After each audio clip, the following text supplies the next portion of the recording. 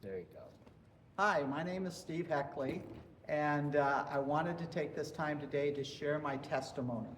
And my testimony is going to have a theme, and the theme is miracles.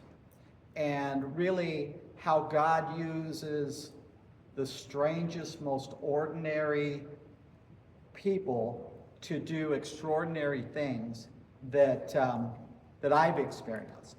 So my first experience with church, just in general, was back in grade school, and I got invited to Royal Rangers or Rangers Brigade. It was part of one of the denominations, one of their kids groups, right? So when I got invited to that group by a friend, I went on the Wednesday night or whatever, and I was in it all right from the beginning. I felt it, and I was in it. And and so I thought, okay, I'm a Royal Ranger now. You know, this is cool.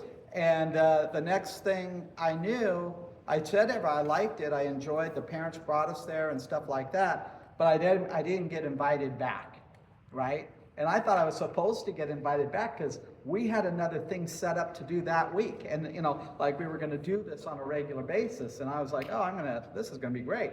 So it just stopped. And didn't have that opportunity again. We weren't really doing it at my home or anything like that. So the next thing, I had to jump all the way to high school when I met my girlfriend in high school, and she was going to a church in San Jose. The church, some of you guys might be familiar with Bryce Jessup or William Jessup University. So this church was Bryce's church. It's called Central Christian in San Jose.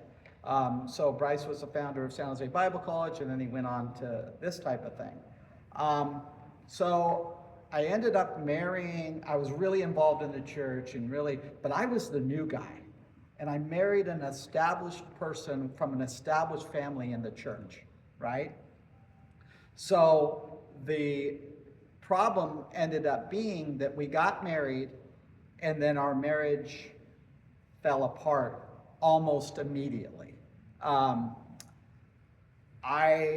She kind of married me to get out of the Christian environment and be free from her parents. She just never had any experience outside of Christianity. And she, quote unquote, wanted to be bad. So I came home from work one day. The guy that I play tennis with ended up being her new boyfriend. And this was and so I was devastated. I took it to the church. I just wanted to get her back. It was one of those things. I tried so hard and for so long to get her back, but she was cast in stone that she wasn't going to do that. But my experience with the church turned out to be bad. Not with Bryce, but we had an associate pastor that took care of the young, people and stuff like that. And he was just convinced it was my fault because it couldn't have been Karen, this other person. It couldn't have been her, and he gave me the impression that I was faking it all along. Nobody comes in and is that on fire, that much, and you got involved in everything, and maybe I put too much pressure on her, maybe I did this, all these different things. So I was devastated because I was dealing with the breakup of my marriage and what happened just emotionally. But then to have the church do that to me, it was a lot at the time. So anyway, I left the church. I couldn't go there anymore, and I didn't want to do any more church, so I just did my own thing for the longest time. And when I mean the longest time, I mean really the longest time. It was probably, I don't even know, but my first road to Damascus moment was a Mother's Day with my wife at that, now it's my current wife. But we weren't going to church. I had, kids that were 6, 7 years old, and we weren't going to church, but we were living the life. Well, I mean, we had it going on. I was doing really well in the world, just kind of keeping up with the Joneses and doing great. But anyway, I went to this church service up in Grass Valley, up in Nevada City or Grass Valley. I'm not sure which one it was. And it was a very the church service itself didn't speak to me. Like, I didn't feel anything that happened at that church service that happened, but somehow that was the genesis, because the very next day I was a Christian, and I was made a Christian. I was activated. I was, but I can't say it had anything to do with that service. I just knew that I was one way and now I was another, and it was that quick and it was that real. Not everybody has those type of experiences, but for me, that was the first one, and it's really, really crazy, because the people I hung out with, the music I listened to, the things I did, all of that I did one day were largely different the next day.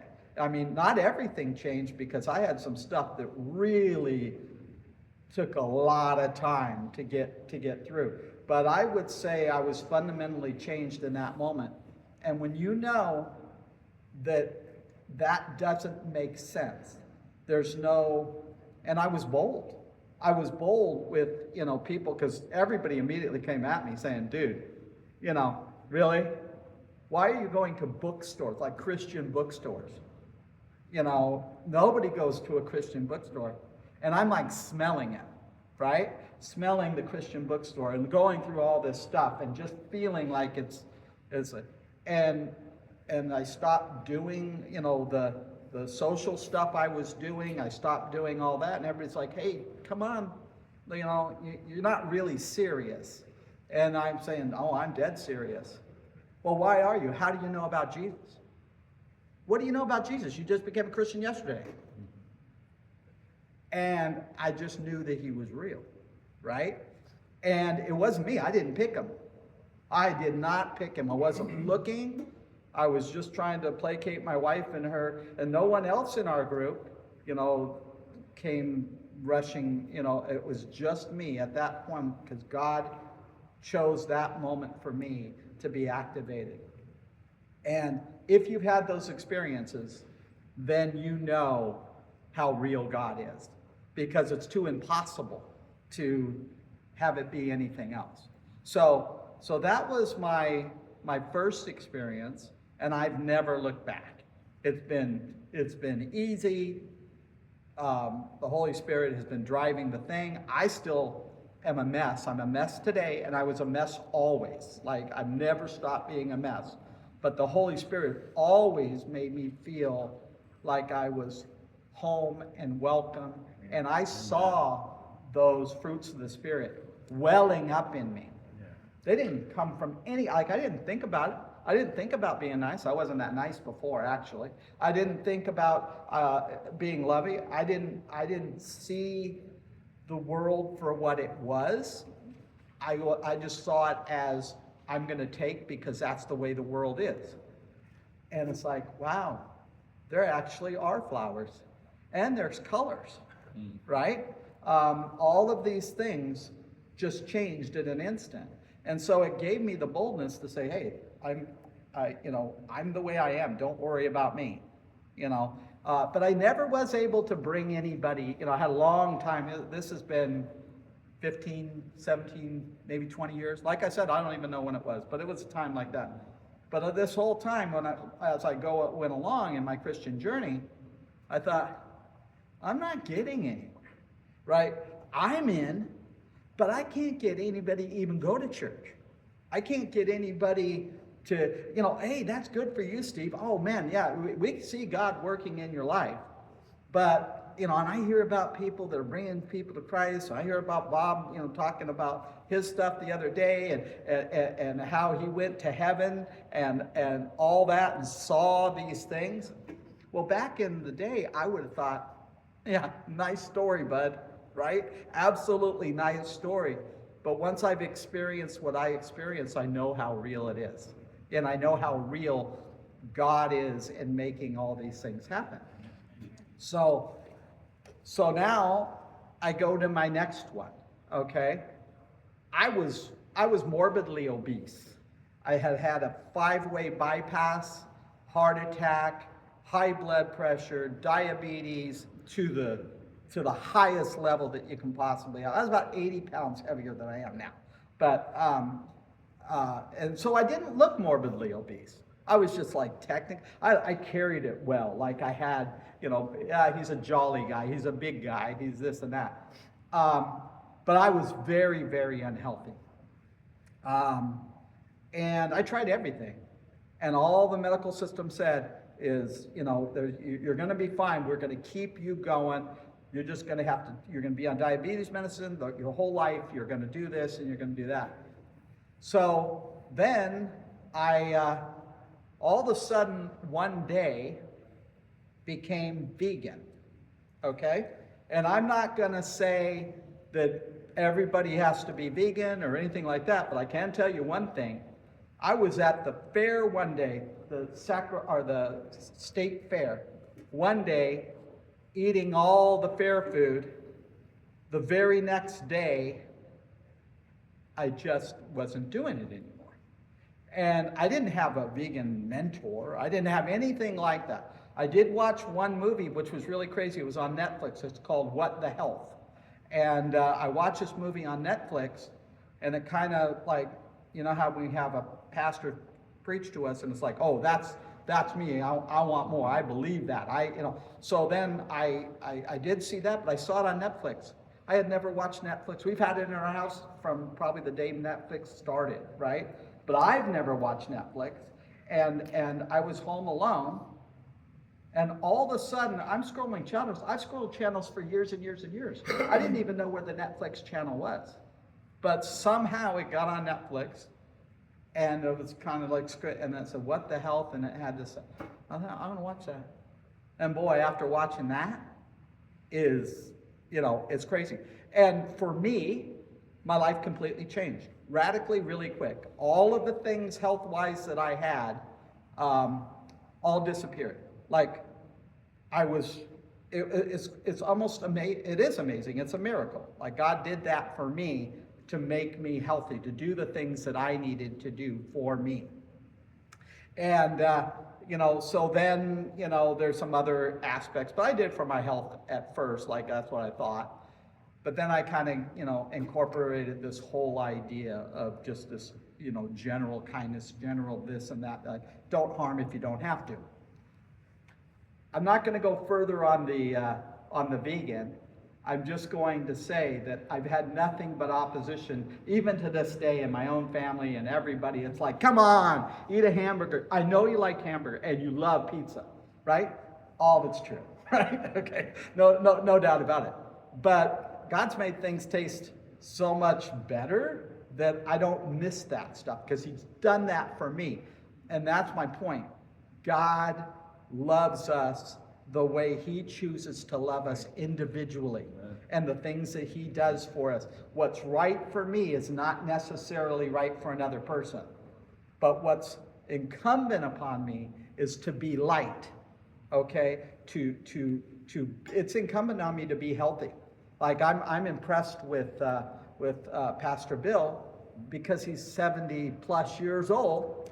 And he's healthy and he's climbing the mountains and he's doing all that. That's a praise to God, yes. Right? That and so the fact that I've gotten to be healthy, that I've gotten to experience things that I wasn't supposed to, like my bypass, all of that, was supposed to last 10 years. And then I was supposed to have a major surgery again and do it again. That was just the system. Well, I had that for my 40th birthday. That was right on my 40th birthday that happened. And I'm 63 now. So that's 23 years, a lot more than 10, right? And I'm not even close to having to go back to the hospital for the things that they say they do, because they want to manage this stuff. But they don't let God be God, and they don't let us heal ourselves. And there's a system that keeps us from doing that. Amen. And it's very, very evil and sinister. So that's the vegan thing. Then I'm a Christian, I'm a vegan, Everything is good. My life isn't as good as it was from the world's perspective than what it was when I was before I was a Christian. Like, I've had all kinds of problems as a Christian, by the way. Just stuff, right? But I met it with joy, and I met it with somehow knowing that God is in control. And so that part was good. And then 6 or 7 years ago, about 6 years ago, all of a sudden again,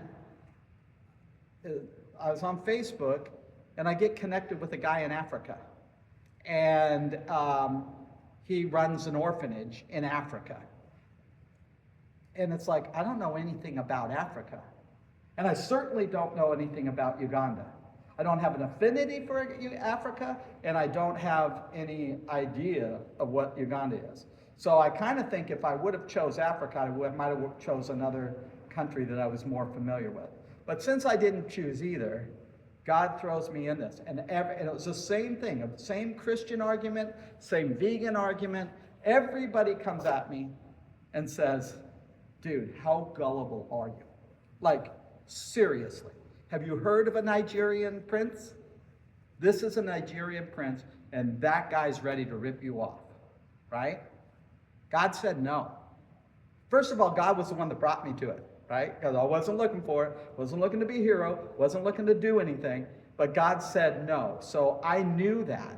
I still vetted my person there, and everything that I did came back tenfold to me. Like, if I gave $100, which that's about the most I would ever give at that time. It was like within minutes, I see the money in action, right? It was happening that fast. And I'm just going, wow, this is amazing. So I don't want, so much has happened in 6 years, but I'm a regular guy. I'm like no different than anybody. Again, I think I'm ordinary. I think I'm not special. I never thought that I had ever done anything or that I had any particular talent. I'm just a guy living a life, right? So this is what happened. What happened is those people in that village, they have land of their own, real land of their own. They have a church, or they have a school. The school is educating, Christ-centered education with accredited, Ugandan accredited official school for over 215 children every single day. They get a meal. They get a meal, and they get to go to school. They didn't ever go to school. School would never, you would never even think of going to school. You know, and talk about the poorest of the poor. These people are, if you think about the Amazon, going up the Amazon and finding a village somewhere and a people that had no contact with anything, this is largely what those people are. They had nothing, absolutely nothing. No money, no income, no anything. And so I went there for the first time in November of last year. I had already bought the property. I had already built the school. I had already got them a permanent home for the kids because I was renting a small house. I was renting a house, 1,100 square foot house, right in the village there for $400 a month. And I had 42 children and 6 adults living in a 1,100 square foot home. That's not impossible there because they don't have kitchens. The homes aren't like that. The homes are just, an open space, and they just all pile in on top of each other. Most of the kids are small, right? So they were okay. But somehow we built a beautiful house, like an amazing house. It's crazy. And it got made, and God provided, but all of the money came from me. So everybody thinks, like in my family, they think, you're spending everything. Like you just lost your mind, and you're spending all this money in Africa. I have not, my personal family bank account, or however I want to say it, has not changed. It's increased since that period of time. I have no idea how much I really spent because I've never ever looked. I just pay for things as they come up, and they come up every single moment. But it's God providing and using me. And people say, Steve, man, you are the greatest guy. And there's people here that would know that people feel that way about them. Oh man, you're so great. Oh, you're such a nice guy. You're so all this stuff. I'm not any of those things. God is those things. Amen. Through me, right? So I get embarrassed. I don't want to talk about it. I've done most of this. I've tried so hard to kind of get help, to get somebody like, I don't believe that I'm supposed to do all this, and I want some help. I want some people to support. I've gone everywhere. I went to Pastor Bill, okay? Pastor Bill was the only person that was honest with me. I went to all churches all over, big and small. And they're like, oh, yeah, that's really good. Yeah, we have this program, but we can't really help you because of our covenants, because of our rules, because of our regulations, and all that type of stuff. Well, no one told me that until Pastor Bill told me that. And he said, you'd be better off, what you really do, what you want to help your kids and you want to find help, go find an independent small church somewhere that doesn't have the restrictions. Because there are restrictions on all the churches. Not every pastor likes the way things are, but they are the way they are. So anyway, I started looking for these small churches. Couldn't find anybody.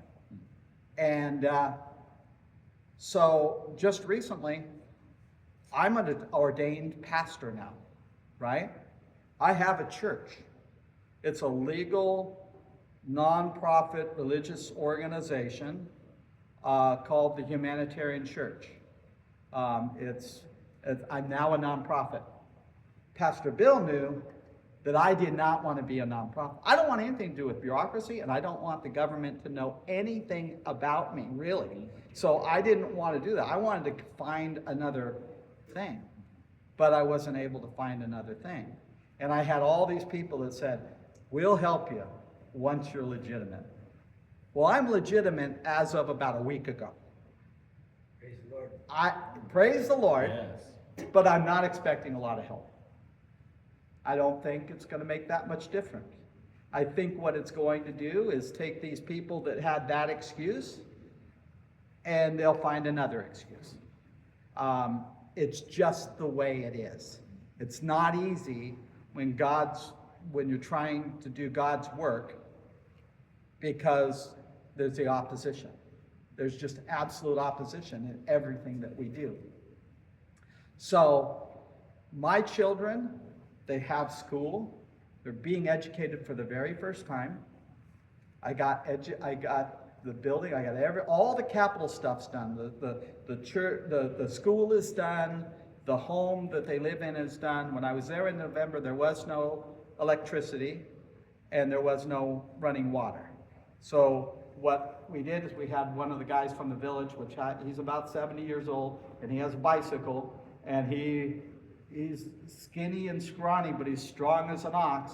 He spends all day going to the water to get the water in the yellow big jugs tied to his bicycle. He does it starting about 6 o'clock in the morning, and he ends about 9 o'clock at night, never stopping, always back and forth, because we have laundry.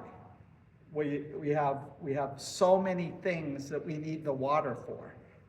They're cooking, all of this stuff, and it's not just for the house, but it's for the school. So I thought I was getting involved with Peter, Peter's my friend there, and he's the founder of the orphanage. I thought I had 42 children, okay, that we were just trying to do these 42 children. I never asked what kind of orphans they were or anything like that. But when I got there in November, I don't have 42 children. I have an entire village. Okay, I mean a very entire, I have over 215 children going to school. So those 42, my 42 children from the orphanage go. Then there's about 150 or so that come from the village that aren't orphans. It's just, just walking to school. It's not too bad. And then I have kids coming from all over, walking in the dark, coming, it's super dangerous too, because they have child Predators. what's that word? Predator, but they steal children, and they use them for anything. Trafficking. Yeah. Trafficking, right. So, I have security, I have a security staff and stuff that are there outside the school all the time, but it's hard to control all this, and now that I have the kids coming from everywhere. But then I have the village. So the village is run by 9 elder women, and it's always been women, and it's, started as a tribe, and it's just been this tribal type of thing for as long as it's been. But they're the ones that make the final decision on everything. Like, they also are the ones that ask me, like, I bought the land only for an organic, sustainable farm. And I wanted them to be farmers, and I wanted them to have the land to do it, and I wanted to have food security.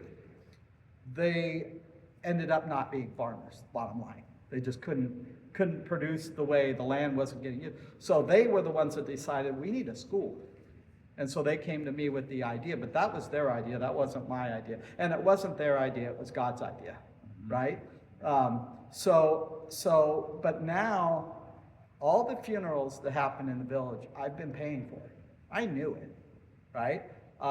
When anyone gets sick in the village, there is no medical. They have to go to the hospital or the clinic or whatever, and it's a challenge to get them there. And their clinical costs and hospital costs are not cheap. But I pay for them. Just last week, just like 2 weeks ago, I think we were out at the, this is amazing. We were out at the outreach, or I was on my way to the outreach, and I got a donation, a random donation for $500. Okay, I've never gotten a $500 donation from anybody, but I got a $500 donation, and I told the lady, because it said who she was, and I was thanking her, and I said, I don't need $500 right now because I just paid staff and I just paid for food. Those are the 2 main things. So I didn't have a big need. I said, I'm not going to give you your money back because we're going to use it, but I don't have a plan right now. So then right when I get to the outreach, I find out that one of the boys in the orphanage is rushed to the hospital in absolutely critical condition. I dealt with his sickle cell anemia about 3 years ago, and we treated him, and he was fine. But he was supposed to continue to take his medicine, but it seemed like he was better, and the medicine was expensive. So we stopped giving him the medicine. Like a year and a half ago, we stopped giving him the medicine. It took till now for it to come back or whatever, and it came back as with a vengeance. We had to replace all the blood in his body 2 times, okay? The first time, and it was critical, and when something happens, they don't treat, like, they know what they're going to do. They don't treat these people until they get the money. So I'm on the phone at the outreach, and they say, we need 5 packets of blood, which was going to be enough to get through him. We need it right now, and it's $900, and we need it right now. So I sent him the 900. Thank you. I sent him the 900, and then that didn't do all the stuff, and they needed to do it again. So anyway, we got the blood in him, like all of his blood. But he was surely dead. And I've dealt with dead people before a lot because we couldn't do anything. They could have been treated, but there is no money other than mine, and it just didn't come. But here I got that $500 check. In that same time, I got $500 more.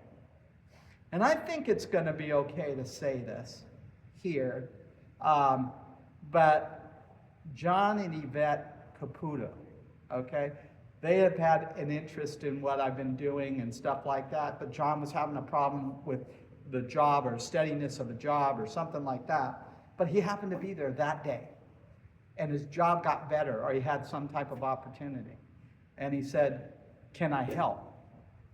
When people say they can help, I say yes, right? But what I mean, like, I'm expecting $5. I really am. 5, 10, 20. If I get $30, I'm over the moon, right? So he ended up sending $200. He didn't tell me or anything like that, but $200. I don't think they're rich. I don't think anything, but they said $200. And then I had somebody else send $100. So, or 300. So all of a sudden I had $1,000, and this stuff, it's like, wow, this is really happening, right? And then, just so happened to be, they had a team in that hospital from Denmark of specialists for sickle cell anemia. And they took him. They took him on. Like, I was talking to him in the middle of the night, and they said, "No way, he's not going to die. He's going to make it. He's going to win." And they were so excited. They wanted to treat him. They knew they could treat him, and they knew he was going to be okay. And so they treated him for free. Okay, so their cost, their professional cost was free, and they just happened to be there. Now, I still had to pay the additional. It took him almost 14 days in the hospital, so I still had to pay for the hospital and expenses in the hospital on top of the blood and all that. But this isn't a money thing. Like, it's so much not a money thing. Like, all the time I was asking for help, I was just asking for wisdom for the most part. Does anybody know what's going on in Uganda? Because I don't. And you know what? My people don't know what's going in Uganda because they're from a village. Modernity has moved right, encroached right on them, and it's right there, and they can see it. But they don't know how to interact. They're tribal. They don't even speak the language a lot of the people in the city speak, because the city speak is English. Elder people and stuff, they don't speak English. They speak tribal language. So anyway, there's this big disconnect. I can go on forever, but I'm gonna wrap it up here in one sense. But just the things I get so much hate, like literal hate, from Christians, from vegans, from all my own personal family, like even my wife and daughter. They told me the other day, Peter's scamming you. I said, really? You're really saying that? And it hurts, right? And that came out. They're worried about their money. They're worried about, and I understand that. But so these attacks, I want to share something just about Uganda, just so because I don't say all this for me and my people and my village. I'm not talking about that. I'm talking about God's children, right? It's everywhere. So you've got two countries in Africa that rule Africa, and it's the United States, America, and China. Okay? So I get people all the time and say, these people need to help themselves. They need to be trained up, they need to do this, and they need to do it. And we think that they should make candles or soap. Okay? So I say, okay, candles and soap. And who's going to make that? The kids should be making that.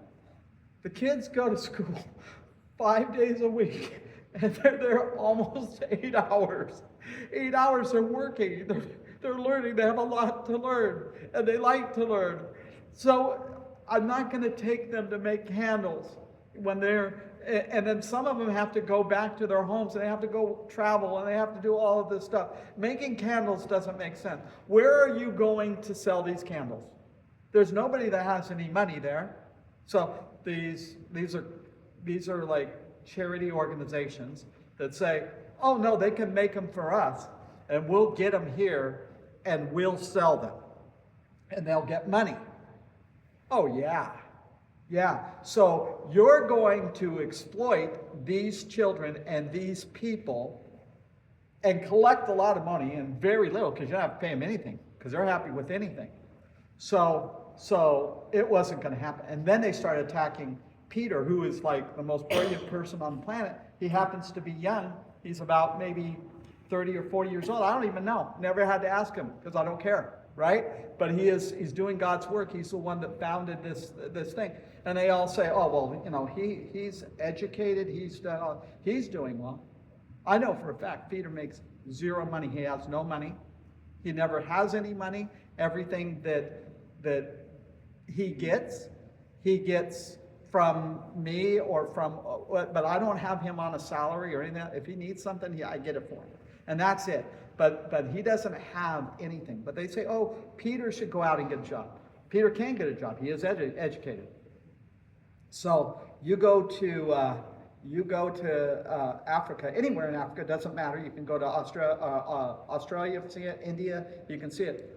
So you walk in there, and when I landed in Africa, and I'm sure that Pastor Bill saw it in Namibia, okay, you see Coca-Cola factory, you see the Pepsi factory, you see Nike, you see every multinational American company that you can think of are all right there, big and bold, and they're hiring, okay?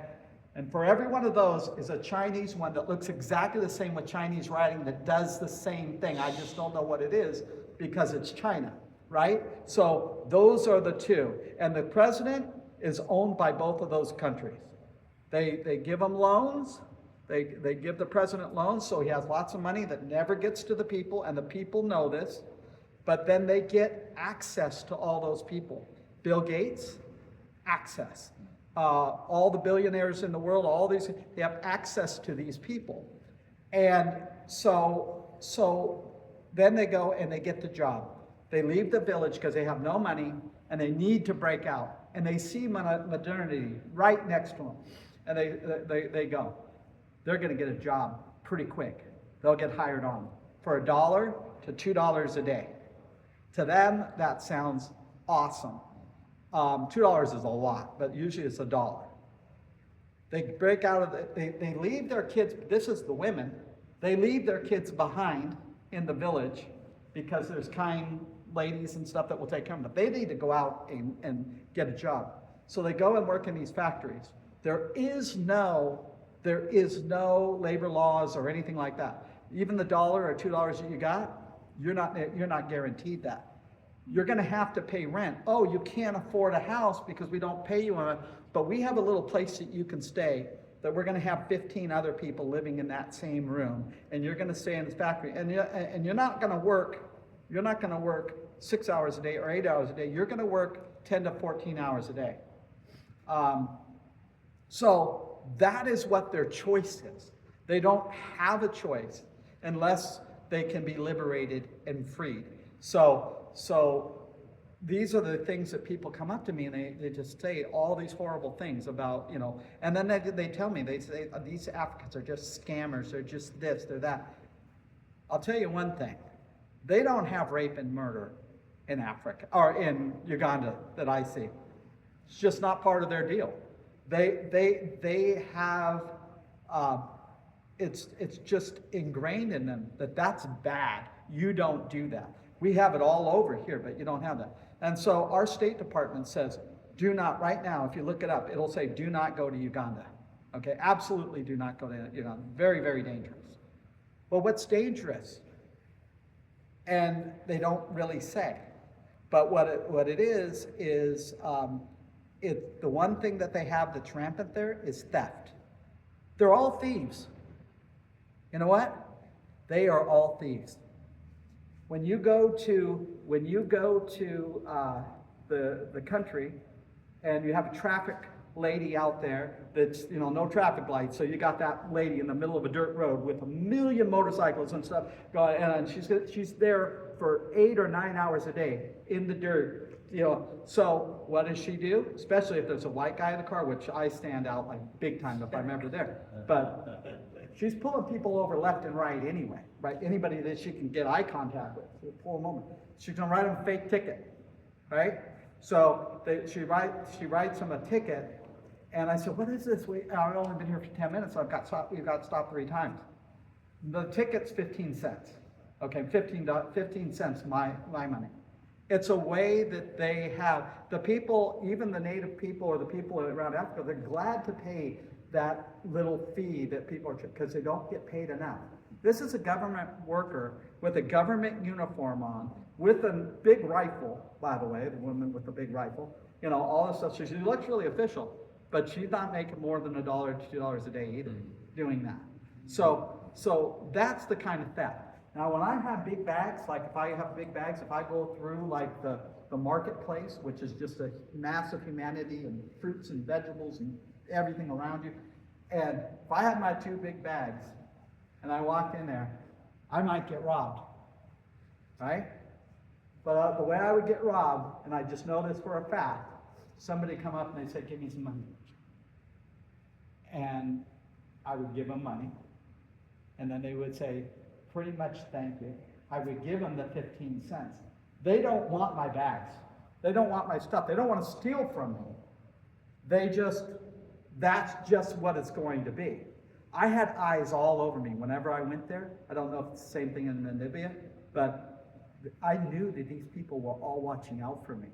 Like, nobody better mess with that guy. And I had my 2 friends with me, but I'm just that kind of guy. I'm walking all over, just like walking around and talking to people and stuff like that. And I look around and I see everybody's got their eyes on me. And I felt so safe. I felt so good. The very last thing, just this week on 60 Minutes, it was last week, they had a segment. It opened up the thing. It's called Humans in the Loop. You can look it up on YouTube. It's 15 minutes, and it talks exactly about this thing. It's talking about Kenya, okay? And it's talking about the big Microsoft, and they're like the tech. Kenya is the tech capital of Africa, right? So they hire all these people. They go through this story that I just went with you, the exact same thing you got, and this happens to be a little bit more techy. One of the examples is they get paid on a contract. So they get hired on a 6-month contract. Then they go, and they're still not getting any real money, but they're, have a 6-month contract. Well, then they're just pushed and pushed and pushed to fulfill that contract, get it done, right? So they get the contract done in 2.5 months, very common, 2 months. So the contract was for a certain amount of money. So what happens to that money? And do they still get you got a good job, you got it done sooner, you're gonna, get the rest of your money and you can go home. No, that's not the case.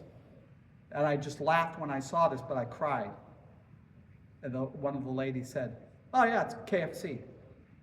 So you don't get your money, but you get 2 pieces of chicken and something else from KFC, a drink or something." But that's their, for doing a good job and no longer getting paid to do the job you're doing because you finished early.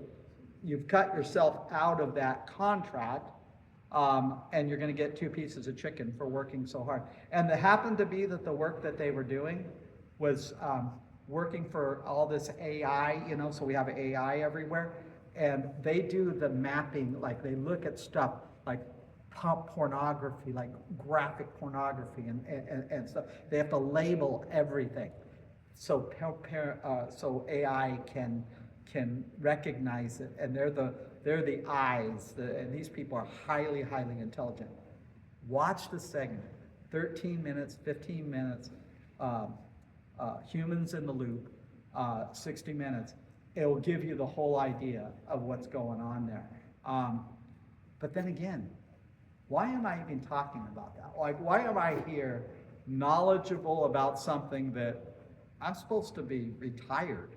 I'm supposed to be done, and and here I am, I'm in the middle of it, and God has me there, and I feel like as much as help as they've gotten by my yes was for me, not for them. God could have done it anyway, but I needed it. I had a lot of things to work on. And I waited and I did all these things. And I'm gonna leave you guys with this. I don't know. I think you've already seen that, Bob. But so this is just a little brochure I made about the orphanage and the thing. The main thing is the QR code. Look through our website so you can see like these videos and see these people and take a minute just to look at it, because then I want you to reflect on, this is the guy in my Bible study, right? This is just that dude, that guy that, and it's impossible. It is a miracle. And every one of those road to Damascus things for me, for what had to have happened for me to change my entire way, could only be a miracle. It could only be a miracle, because I was never looking. I was never one of those guys. I didn't think I was going to be a missionary. But I will tell you one last thing again. I keep on saying last thing. But my whole life, I always wanted to, when I heard about the Holocaust, I wanted to be there because I wanted to be the guy that standed up. Like I heard about slavery, and I thought, man, if I was around when there were slaves, I would have done something. But I lived my whole life, nothing happened. Like there was nothing to stand up for. Like I'm never going to get to do anything. It took me 57 years or however long it was when this all happened for me to be put in that exact same thing. Like, okay, now you have an opportunity. But I see how God used me. When I was saying, let me do something, let me do it, and it wasn't happening, and it wasn't like, God, what, do you even know me? Do you even care about me? And now I can't disprove it. Of course he loves me. And now I can be bold and I can say things, and people, I don't care. I don't care what anyone thinks. I don't care how people react to me with all the arrows that come my way and all of the things that are excuses. It gets you to know who God is and what this life of ours means, the real meaning of it. And we all have something. What I'm doing is special, and I know God has me doing that. And if you guys want to do something and you want to help, don't help me if you're not called to helping me in any way. Help somewhere. Do something. If you say, oh, I really want to do something that makes a difference in God's kingdom, actually do it, because you can. The opportunities are all there. I still have every single day, even today, I have kids and staff that don't eat every day. We don't have a meal every day. They eat one meal a day for the most part, and it's rice and beans. But then they have what is called porridge, and that's their substitute for food. And it's a high energy, starchy substance from corn that gets them through, but there is no nutrition, right? So we probably we're for sure get 4 days of food, and usually 5, but there's 2 days in there that we don't have any food. And to have food on a regular basis represents about $400 a month to get from where we are to where we're at. But we're getting there really fast. Like, the food is coming, and all of this is happening. But it just, I want to say that I can't say that we don't need the help, because we do need help. But the most important thing is everyone needs help. I've got people, thousands of people, all over Africa especially, that are saying, what about us? I have to take care of what God brought me to first. I'm not going to stop. Like, if we get this solved and we get this taken care of, we will do another village or another person or another place, wherever it may be. But we're not special. And I didn't choose these people. They didn't really choose it. God chose Amen. it, you know. Right. So, anyway, thanks for... With that being said, before you close, hold Oh. on, I'd like for you to go ahead and if you can add a website, let the people know. Oh, okay. Website, is there a contact number, is there a place that if they do want to donate, where can Yeah, they do so, that? so the very best way to do that is our QR code. It's on my business cards, it's on these little things here. That's the best way to do it. It is, our website is the whole channel for everything to go through, and it gives you the best, but that's where people can know to donate. They can now donate legitimately tax-free, you know, through PayPal is our best source for that. If you don't have PayPal, it offers you the Visa and MasterCard, but it goes through their system. That's all new. But yeah, you can go to this QR code, or it's frontfoundationuganda.org. So that's how we get there. Yeah. Awesome. All right. Thank you. That was